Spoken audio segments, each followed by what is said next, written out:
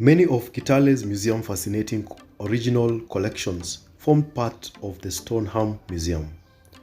Founded by Lieutenant Colonel Hugh Stoneham in 1926, he began collecting butterflies, insects as a child and continued to collect and to study the wildlife of Kenya throughout his life.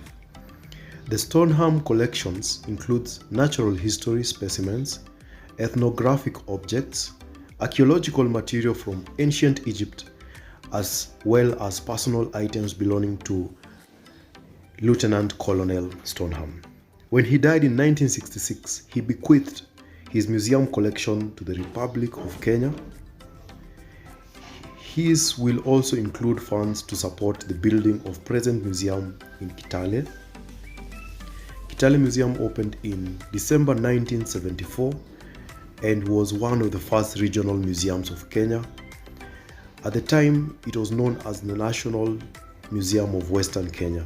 Today, the museum displays include objects from the original Stoneham collection, as well as more recently acquired materials illustrating the life and culture of Western Kenya. I leave you with a slideshow of the items that he collected and some that have been added on by the museums of Kenya to make the Kitale Museum more wholesome. I will explain where need be as the slideshow and the videos go on. Let me also add that Kitale Museum also has a scenic nature trail and also a snake, crocodile and tortoise park. Enjoy. So these objects are located just outside the main gallery, and I am drawn to such objects that inspire my sculpture. And also these are some of the farming tools used in the pre-colonial ages, and these are items that Stoneham collected from Congo and the local Luo community, like the comb and the Luo hat, and also some specimens that you would find in any other museum, even in the Nairobi Museum. And these were items that were used by the blacksmiths to create farm tools and weapons in the Luya community. And as we move on, you'll see these are the Luya ceramic pots and jikos. But I was really impressed by the ceramic home money bank that they made. I think I would love to have one, because this one you cannot break. If you break it, then you've broken the bank, literally. And also we had some basketry and jewelry by the Pokot. So all these items revolve around communities that are located in and around Kitale town. So these are Nandi, Pokot, Marakwet, Sabaot, Sengwer, and a few Luya, Kisi, Kikuyu, but currently we have mostly Luya and also an Asian community that does business in the town. So also musical instruments by the local communities.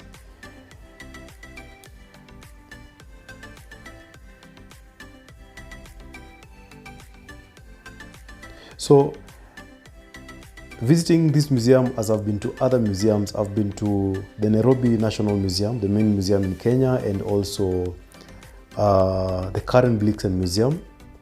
But some of these items you can find in Nairobi, but these are specific to the Western Kenya culture. So, and while I was here, we did not have as many visitors, but that still really inspired me. Since the Kikuyu one has three legs, the Luya one has 4 legs. So as I was saying, there were not so many visitors coming, so this place would do with having more people coming to appreciate other tribes' culture, as opposed to just staying in Nairobi. And this is their food culture. This Trans Nzoia is the brain basket of Kenya. So they mainly do millet and maize. So the museum had two levels. The first level is the one that had the specimens that we've just seen. And now this is the lower level. The lower level had animals that had gone through taxidermy and preserved as they are, as you can see in the photos. So we had birds, we had snakes that had been caged up. Yeah, so here are a collection of snakes and reptiles that are also found in the area.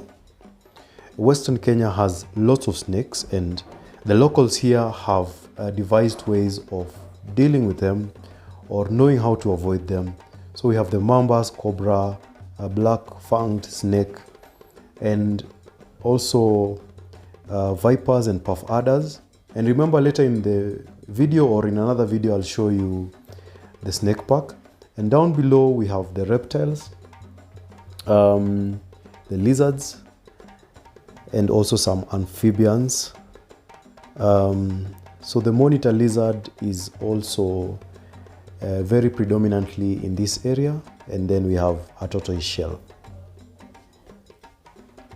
And moving on, you'll see that they also have other specimens like the elephant's jaw, top jaw and bottom jaw.